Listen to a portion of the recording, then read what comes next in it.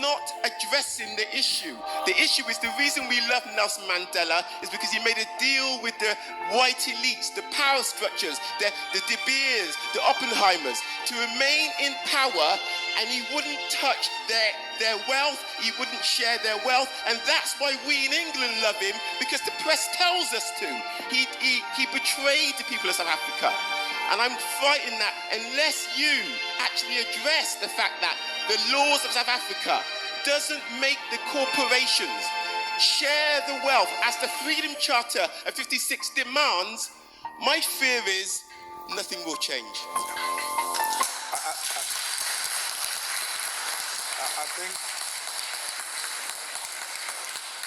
I think you captured it very well. There's no any better explanation than the explanation you have given. The deviation from the Freedom Charter was the beginning of selling out the revolution. But why did Nelson Mandela sell out the Freedom Charter? When Nelson Mandela returned from prison, he got separated with Winnie Mandela and went to stay in a house of the rich white men. He was looked after by the Oppenheimers. Nelson Mandela used to attend the club meetings of those white men who owned the South African economy at the time. He stayed in their complex. He stayed with them. He stayed in one of their houses. They had access to him 24 hours. And they told him that what he represents will not be achieved. And then that's when he turned against himself. Because the Nelson we are celebrating now is not the Nelson we celebrated before prison and during prison. It's a staged, managed Nelson Mandela who compromised the fundamental principles of the revolution, which are well captured in the Freedom Charter. The EFF subscribed to the Freedom Charter. The Freedom Charter has got a detailed explanation of how everything else is going to be achieved. The Freedom Charter is the Bible of the South African Revolution. Any deviation from that is a sellout position. So, unlike Nelson Mandela, we're doing what Nelson Mandela didn't do. We are happy he ushered in.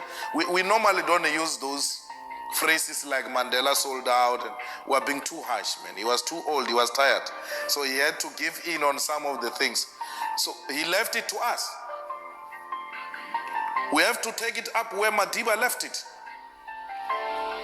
And that's why Madiba said the struggle is not over. Madiba knew that there is an element of economic freedom that must be ushered in to complete the revolution. Madiba knew that political freedom is incomplete without economic freedom. So I wouldn't sit here and say Nelson sold out. I will say Nelson took us to a particular extent and then left it there for us to take it over. And we are here now. We don't say to Oppenheimer, this will happen, this will not happen. No. We come to Oxford University and Oxford Union and tell you what we tell Africans and what we tell everybody everywhere.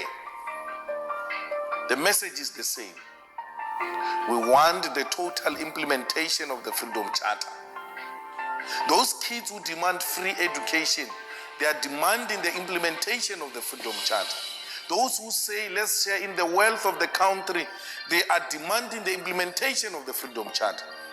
I said to you when I started, we are just continuing with the legacy of great African leaders who came before us.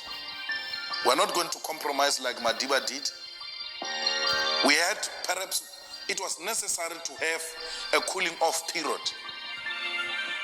We cooled off for far too long, 21 years. Now is the time to stand up and continue with the road towards economic freedom. It is possible. It is going to happen. The most reactionary institutions in South Africa, like universities, are beginning to listen. Well, those are the most arrogant institutions. They will tell you we're independent, we don't listen to those things, academically doesn't make sense, and then they shut down everyone. They're being made to listen. Government in South Africa is listening. We marched to the Johannesburg Stock Exchange. We marched to the Reserve Bank in South Africa. We marched to the Chamber of Mines. I sit with you today. All of them are sending responses to our memorandum. All of them are beginning to say, we agree, we need to talk. But in the past 21 years, those were the most arrogant institutions. You can march to them, you can write to them, they will never say anything. 3 times now, the CEO of the Johannesburg Stock Exchange has been calling me, asking for a meeting. All 400 companies registered with the Johannesburg Stock Exchange have received the memorandum of the EFF and are beginning to call individually to come and explain how they've structured their companies, how people are going to benefit. One of the things we demanded in our memorandum to these strategic sectors of the economy was that we want you to do away with BEE, the so-called Black Economic Empowerment, and empower the workers. We want worker share schemes. They're all jumping. No, it's not possible. What? We sent to them, hey, you are happy to give an individual shares in the name of BEE. We're just changing. We say don't give individual. Give to more people who are called workers. You have been doing it. Instead of giving Ramaphosa 10% shares, 20% shares, don't give it to Cyril. Give it to the workers who are making this company to be what it is. Just redirect the resources. Companies are beginning to say, well, it looks like this can be a best solution. Why are you happy to put money in the pockets of individuals and not communities and workers? Patrice Motsepe, today he's called a multi-billionaire in South Africa he has not invented anything. Unlike that young man who came up with Facebook. He has not invented anything. He just went to sell the color of his skin. I'm black. You have me here, I'll protect your company. I've got political connections. That's what Cyril did. Cyril Ramaphosa goes to London Mine and says, I'm black, I've got political connections, I will protect your company, give me shares. They give him shares on the basis of the color of his skin. The company gets into trouble with workers. The chairman of London Mine calls him from here in London. Cyril, you must now activate your contacts. You said you will protect our company. He's now under pressure. Yo, what do I do? Bring the soldiers, bring the soldiers. He must now kill people because he's got no skill to offer to the company except selling his color of the skin and his political connections. The black individuals who benefited from BEE are the politically connected and the most corrupt individuals who, amongst others, is Cyril Ramaphosa, who killed 34 mine workers. Now, we say to them, imagine these billions in the pocket of one individual. If those billions were shared amongst workers, you increase the buying power.